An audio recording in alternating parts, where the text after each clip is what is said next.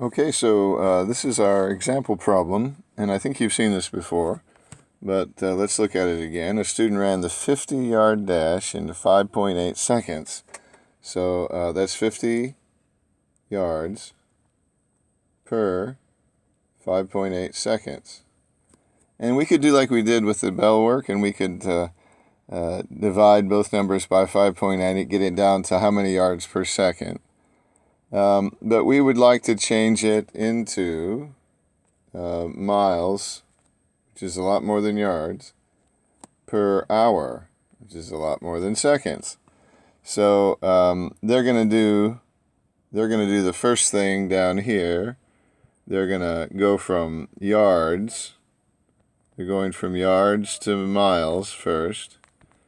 And you can see that they had 50 yards on top, so they had to put yards on the bottom. Notice that yards are on the bottom. If I want something to cancel, I put the unit on the bottom. And now I'm going to have miles per second after this.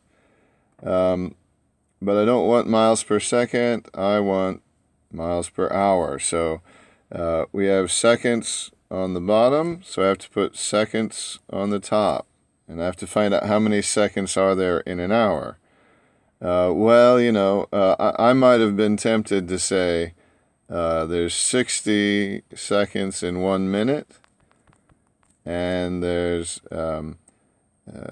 60 minutes in 1 hour, and done it in 2 steps. They did it in 1. You would cancel your seconds first off, and then your minutes would cancel, and you'd be left with hours on the bottom. They end up with hours on the bottom right away. And they say 60 times 60 is 3,600. So they get there in 1 step. I might have been tempted to do it in 2. I think I would have. But at the end of the day, I have my 1760 on the bottom. That's from the first step up here of changing it from yards to miles. That was step number 1. And so I have 1760 on the bottom. And then step number 2, that was changing it to hours, and that got me 3,600 on the top. So if the number's on the top, I multiply. So I'm going to say 50 times 3,600, and that gets me 180,000.